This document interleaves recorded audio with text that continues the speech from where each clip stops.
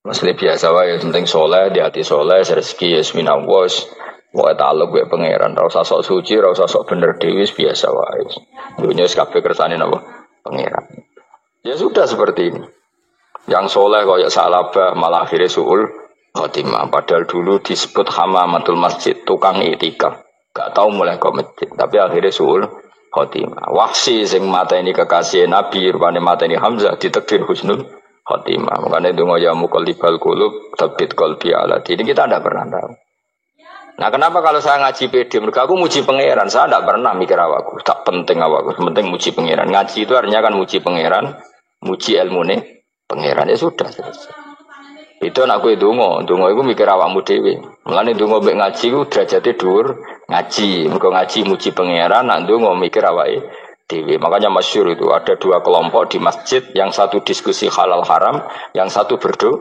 Nah, terus Nabi keluar dari rumah berdiri sempat ragu, saya kemana? Terus akhirnya Nabi ngendikan mereka itu berdoa kalau Allah mengabulkan ya disembadani. Tapi mereka belajar halal haram. Itu perintahnya Allah, saya sebagai Nabi. Terus akhirnya Nabi gabung kelompok yang belajar halal haram. Karena belajar halal haram artinya ingin menghidupkan hukumnya Allah Ta'ala. Tapi nak wong dongo kepinginnya iku kabul kajate. Intinya mikir awake dewi. Makanya saya termasuk ulama yang jarang berdoa. Tapi ya berdoa, tapi kadang-kadang. Nah, kowe kan gak kontribusi ning agama rapati ya itu dongo. Oh, dasar murahan. Ya tapi piye mulang ya ora payu. Jadi kadang-kadang kula dibantah. Lah jenengan mulangi payu Gus. Lah kula ora payu, donga-donga ngono. Ya tapi aku ngerti pangeran ra bakal nyembadani barno ra Gus. Pangeran ya paling ya sedikit sithik ngono cukup ngono. Kula termasuk orang yang enggak setuju ya kalau orang sholawatan terus berlebihan tapi khidmah ini Nabi kurang. Maksudnya gini loh, sholawatan berlebihan ya. Redaksi sholawat tentang Nabi itu kecil. Bukan sholawat jumlahnya enggak. Redaksi tentang Nabi itu kecil, sementara tentang keinginannya itu saya tidak suka. Saya suka sholawatan itu ya yang nyifati Nabi banyak, kemudian keinginannya kecil. Itu bagus.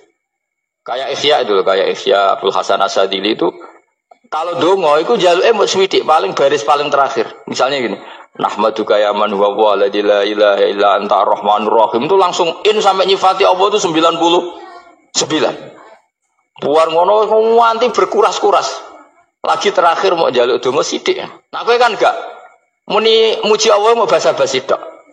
Alhamdulillah rabbil alamin wassalatu wassalamu ala Muhammadin. Mau nggo syarat tok. Baru ke Allahumma inna nas'aluka nganti telung lari. Telung halaman. Tapi pas muji pangeran alhamdulillah rabbil alamin wassalatu wassalamu ala Muhammadin. Bariku terus dongo njaluk mapan tolak buala. Yo aja. Mana jare pangeran? Muji kekasihku suwi dik dongane kecangkeman. Lah saya tuh gak suka jenis itu. Harusnya sholawatnya itu yang panjang. Maksudnya nyifati Nabi yang panjang. Baru mintanya sedikit. Itu bagus itu. Di akhlak. Makanya saya di antara sholawat yang senang itu sholawatnya Habib Ali Al-Habsyi yang arang Simtutura. Itu kalau beliau baca sholawat itu sholatan yattasilu biha ruhul musolli alaihi bi. Bayam basitu fi qalbi sirru nuri ta'alluqi bi wa hubbi.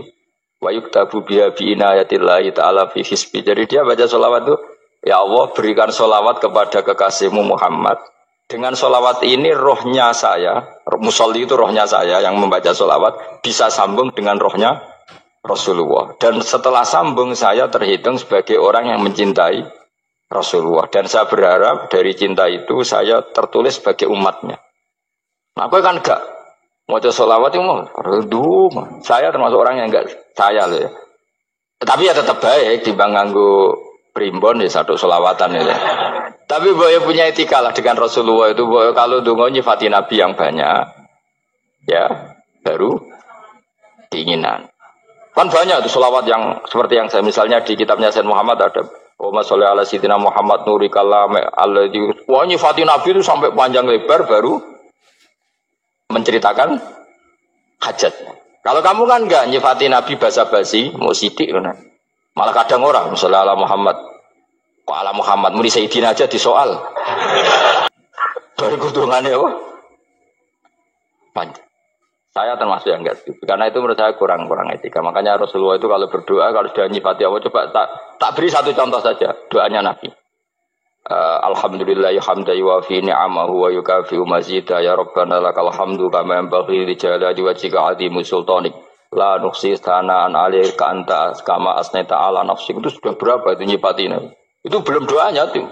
Nah, kamu kan enggak Allahumma alhamdulillahirabbil alamin Allahumma ya Allah di hajati wes gremeng itu seramu tuh tenan. Jangan gak bakat wali. Nah cara kula iku sisen dene. Kula yo sering ngamini dongane wong ngono tapi ning atiku amin itu maksudnya amin barno mawon Gusti. Nanti aku amin tapi amin ku barno mawon Gusti. Wong ora jelas ngono berarti. Jadi aku muni amin tapi amin barno maksudnya. Ya Allah barno amin ngono maksudnya. Jadi karena tadi setahu saya doanya para nabi, para wali itu memang seperti itu. Ya coba itulah doa tadi aja yang saya sebut itu berapa kalimatnya? Apa? Alhamdulillah hamda yuwafi ni'amahu wa yukafi'u mazida ya Rabbana lakal hamdu kama yanbaghi li jalali wajhika 'azimi sultani la nuqsi sana'an 'alaika anta kama asnaita 'ala. Enggak terhitung pujian saya kepada engkau sebanyak engkau memuji pada diri engkau sendiri. Allahumma inni a'udzu biridhoka min sakhatika fi mu'afatika min uqubatika wa bika minkal. Allahumma sholli bi haqqi jabarutika wa bi khawfika kan panjang sekali doanya wali-wali itu tapi semuanya mensifati Allah. Bahkan banyak yang kemudian lupa enggak doa. Coba haji, doa haji itu coba. Labbaik Allahumma labbaik la syarika lak innal hamda wan ni'mata laka wal mulka la syarika lak. Wa ni'mat itu kan labbaik saya siap melaksanakan perintahmu ya Allah sa'dik. Engkau yang punya pujian, engkau la syarika lak. Itu malah enggak ada, jarang malah ada doanya. Itu kalimatnya talbiyah semua. Allahumma antal azil akram itu sudah seperti itu. Karena tadi al-mu'min yashghaluhu sana 'ala Allah min ayyakuna li nafsihi dzakiran. Mukmin sejati adalah sibuk memuja Allah sampai lupa jatah dirinya sendiri. Nah, kowe kan gak mujine Allah basa-basi, dongane tenan. Itu jadi makhluk aneh, itu jadi hubungan mbek pangeran itu wong aneh. Ya tapi jen ra bakat wali ngono iku dadine ngono iku. Ya tok ngono kok mari wali kakean malah gak elit.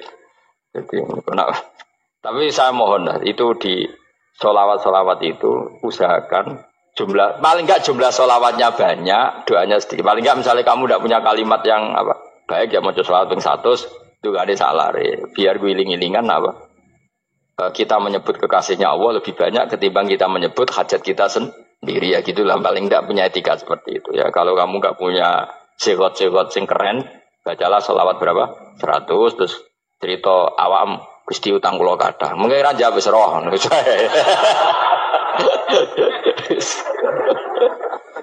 Tapi kan kita menyebut kekasihnya sampai 100 nyebut utang bisa. No cowok nyebut kekasih bisa nyebut utangnya 100. Berarti yang sampeyan ditakoki pangeran, kowe nyebut kekasihku piro pisan, nyebut utang 100 dasar rayu utang ngono-ngono kan. Ya ada, saya termasuk orang yang nggak setuju tadi.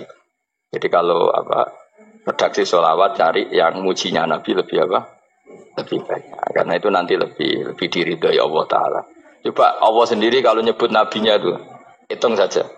Laqad ja'akum rasulun min anfusikum. Jadi rasulun min anfusikum seorang rasul yang sejenis dengan kamu. Terus azizun orangnya sangat terhormat.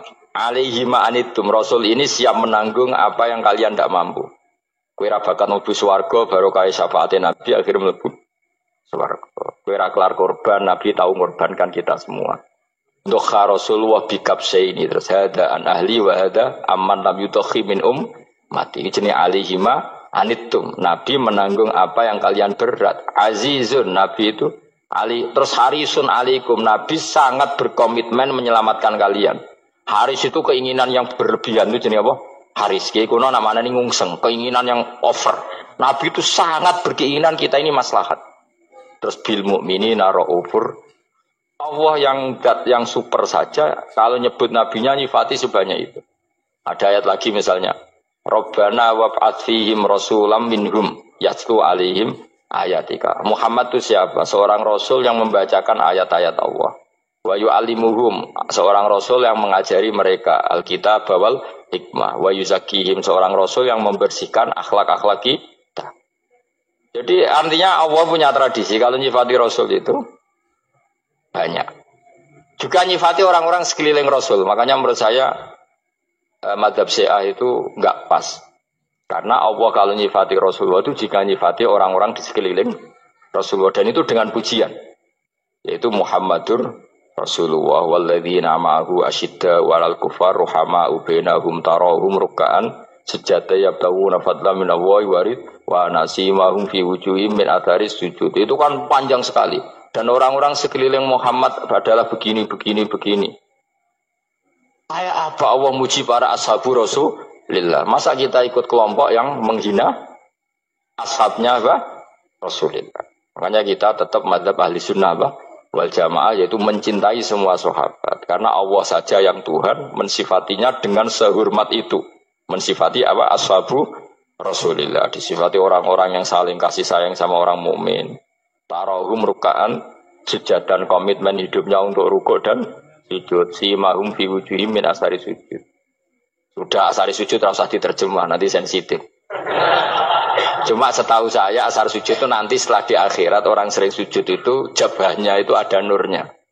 Tapi kalau ada yang nafsirkan asari sujud itu warna tertentu ya semboy. Itu sensitif. Yang jelas asari sujud itu ya sudah seperti itu. Seneng kamu kok hasut. Kowe nyen provokator, nak ono apa ya? Ada hal yang begitu terus mau berlebihan. Uteke ya khisimun. Nah, kalau ada kepentingan pokoknya ayat si mahum fi wujuhim min athari sujud, bahwa dalam jabahnya itu ada asaris sujud. Itu masyhur kan, saya terangkan ya, tapi gue jauh sensitif loh, biasa wae. Suatu saat Rasulullah itu ngendikan begini, nanti saya kata Nabi akan nyafaati kalian semua. Sahabat-sahabat tanya, ya Rasulullah dengan sekian miliar orang bagaimana kamu mengenali kita? Saya ulang lagi, suatu saat saya nanti akan nyafaati kalian, karena saya kenal kalian. Maksudnya di akhirat. Ya Allah, di akhirat. Terus sahabat tanya, ya Rasulullah bagaimana engkau mengenali kita, sementara nanti di akhirat bermiliar-miliar orang itu. Terus Nabi ngendikan gini, jika kamu punya unta dengan tanda tertentu, saya ulang lagi, jika kamu punya unta punya tanda tertentu, dalam jidatnya ada begini, dalam tangannya ada gini, dalam kakinya ada gini. Maka apa kamu bisa membedakan untamu dengan unta orang lain? Ya bisa ya Rasulullah, karena unta kita khas. Misalnya kaki depannya ada putihnya, kaki belakangnya ada putihnya, dalam baduknya ada putihnya. Kata Nabi, inna ummati yut'auna yaumal qiyamati hurran muhajjalin min asaril wudu. Nanti umatku, nanti wajahnya juga bersinar. Tangan kakinya juga bersinar. Jadi asar itu saya pastikan secara riwayat itu akhirat, maksudnya tentang akhirat. Tapi bahwa yang di dunia ada yang memulai asar itu nggih monggo mawon. Loh itu bagus kan, artinya ekspresi percepatan. Tidak apa-apa loh, daripada kok kowe ra jelas ini gitu. Maksudnya ya orang ngetok kowe pancen jarang sujud tenan. Wis ora usah sensitif, tapi yang jelas ya nanti. Ya soben kiamat ruang samu. Nanti hisab itu nanti kalau hitung hanya sekitar 3 jam. Hisabnya sak dunia itu hanya sekitar, karena malaikat itu tidak kesulitan sama sekali. Tak warai ya. Ini nggak akan salah saya dalam hal ini karena riwayatnya sahihah. Kenapa hisab itu hanya butuh rubu'un nahar, 1/4 dari siang enggak? Anggap saja siang itu 6 jam atau 12 jam itu aja terserah. Kalau 12 paruhnya kan 6 ya. Seperti 1/4-nya berarti 3. Itu gini. Jadi nanti di mahsyar itu kan yauma tabyadu wujuh wa taswaddu wujuh. Yaudah yang kafir itu gelap, hilang. Wajahnya, tubuhnya semuanya gelap. Yang mukmin itu semuanya terang. Jadi sudah yang tabyadu wujuh wa taswaddu wujuh otomatis terus nyingkap. Terus pergerakannya itu delalah yang tabyadu wujuh itu ke kanan. Yang taswaddu wujuh ke kiri. Maka kamu jangan punya sinar yang kelap-kelip. Nanti kena bego yang karena nggak jelas tadi. Maka kamu harus sinarnya yang sejelas-jelasnya. Hurran muhajjalin min asaril. Bila perlu nur kamu sampai menembus langit saat itu. Makanya ketika orang mukmin sudah nurnya ada di muka, ada di tangan, masih ngendikan Rabbana atmim lana Nurona karena takut masih kena bigo tadi. Karena kalau hanya wudhu tok, sikil tok kan, bayangkan di miliaran orang kan bisa agak kelihatan. Tapi kalau nurnya sampai nembus langit kan, itu siapa kok nurnya sampai, kan malaikat langsung tahu. Makanya hafal Quran, alim kan insya Allah nurnya itu. Sama zaman itu masih berdoa, Rabbana atmim lana, sempurnakan nur kami. Karena nanti identifikasi malaikat berdasar tadi, kalau ada nur berarti diletakkan ashabal yamin, kalau nggak ada nur, ashabal shimal. Nah malaikat yang dibawa bigo itu kira-kira detail nggak?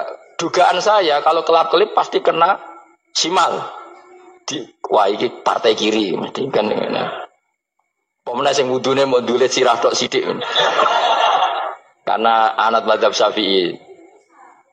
Sebetulnya meskipun itu sebaiknya kalau basuh sirah itu kabeh ben ora kelap. Mana aneh pepesan terus dulat-dulit tok. Mau itu sebenarnya ya itu. Kelap-kelip. Ya sudah ya. Setelah itu kata ngendikane pangeran yu'raful mujrimuna bisimahum fayukhadhu bin nawasi wal aqdam. Orang-orang pendosa kelihatan maka diletakkan di kiri. Nah sama yang orang-orang baik simahum fi wujuhim min asaris. Jadi ayat itu jelas tentang akhirat.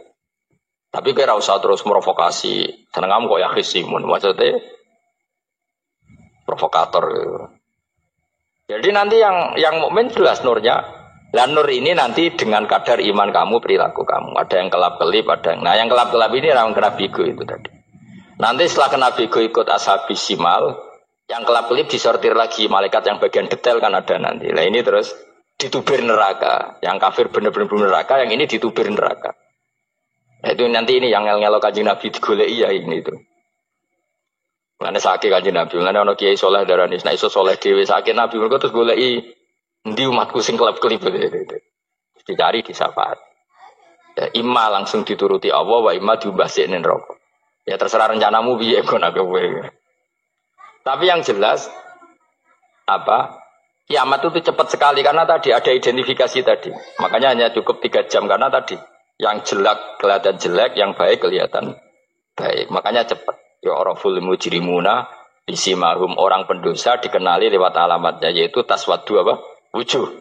Kalau orang baik dikenali lewat tabyadu wujuh. Nah terus setelah nyingkir, ini ngono tak warai kiamat. Setelah nyingkir itu faduri babenahum bisuril lahu bab. Setelah tersingkir tadi terus lalu ada pintu penghalang, pintu pemisah. Nah pintu pemisah tadi yang sisi kanan langsung jadi surga, yang sisi kiri jadi neraka. Itu disebut faduri babenahum bisuril lahu bab batinu fi rahmatu wa dhahiruhu min qibalihil adzab. Yang pintu arah kanan otomatis wilayah surga, yang pintu kiri otomatis wilayah neraka. Nah problemnya ketika penutupan pintu itu dah yang kelap-kelip itu katut kemana ini yang makanya kamu jangan malok partai yang apa kelap-kelip yang nggak jelas itu koalisi kemana ya. Kalau partai besar kan iso nyalon presiden, partai kecil ini kan ikut mana ini kan sing sak ngisore 1%, 2% ini kan repot. Loh, coba misalnya nur kamu 2%, berarti gelap kamu kan 98%. Kira-kira malaikat mengkategorikan kemana coba? Ayo jawab. Gelap. Loh, kode semangat Pak. Padahal itu bagian dari kamu. Kalau satu tubuh itu sinarnya hanya 2%, kira-kira kategorinya itu partai gelap, partai terang. Kode semangat kok ya dulu. Berarti kegaruk kemana? Kiri. Tapi bisa saja malaikat cara berpikir gini. Tapi kok ada cahayanya ya? Padahal kata Allah, yang bercahaya ashabul yamin. Kan nggak ada bilang cahaya terang. Bisa saja malaikat, alhamdulillah berpikir begitu. Ya nanti kita rayu saja supaya berpikir ini kan yang penting ada cahaya. Kan Allah tidak bilang terang apa kelap-kelip. Ya mungkin saja asal ada cahaya dikategorikan lahu nur, punya apa? Nur. Tapi yang jelas saat itu pun yang sudah punya cahaya masih berdoa Rabbana atsmim lana nurona. Ya Allah saya mohon sekali nur-nur kami sempurna. Jadi ini saya bantu teman-teman yang hafid-hafid supaya tahu maknanya ya. Dan yang nggak hafid ya dengar ya. Kalau nur itu penting. Makanya Nabi itu kayak apa? Nabi itu orang super. Itu kalau ngendikan qawamat al min fauqi nuran wa min tahti nuran wa an yamini nuran wa an simali nuran, sampai terakhir Nabi masih mendoa untuk dirinya waj'al li nuran, dan semua tubuh saya jadi nur. Jadi Nabi sudah gitu kan. Ya Allah, jadikan sisi depanku nur, belakang kami nur, kanan nur, kiri nur. Terakhir itu apa? Waj'alni nuran, dan doa semoga semua tubuh saya jadi nur. Itu termasuk doa yang sering saya baca. Karena saya takut kelap-kelip tadi, ini bahaya ini kalau malaikat. Saya tidak tahu cara berpikir malaikat tadi. Apa ngitung 98% maka dikategorikan apa? Gelap. Apa dihitung nurnya saja? Wong instruksinya Allah kan yang ada nur ashabul yamin. Meskipun kelap-kelip kan punya nur. Saya tidak tahu nanti ikut 2% ikut mana kalau di partai koalisi itu. Ikut yang menang biasanya, ikut yang apa? Ya paham ya, makanya saya mohon. Kalau wudhu itu usahakan sempurna, terutama wudhu sholat. Kalau nggak wudhu sholat itu sebaiknya nggak sempurna, supaya ada bedanya wudhu sholat sama wudhu tidak sholat. Rasulullah itu masyhur gitu ya. Rasulullah itu kadang tawaddu'a wudhu'an khafifan, wudhu yang sederhana, yaitu hanya sekali-sekali dan tidak sempurna. Ketika ditanya as-sholat ya Rasulullah, tidak. Misalnya saya habis makan, mau tidur, biasanya ya wudhu, tapi tentu tidak perlu sesempurna kayak wudhu sholat, biar ada bedanya. Rasulullah juga gitu, beberapa kali beliau wudhu, tapi tidak sesempurna wudunya untuk sholat. Masyhur itu di riwayat tawaddu'a wudhu'an khafifan duna wudhu'ihi lis sholat. Tapi kalau wudhu untuk sholat asbaghal wudhu, menyempurnakan wudhu. Jadi supaya ada bedanya wudhu sholat dan wudhu tidak sholat.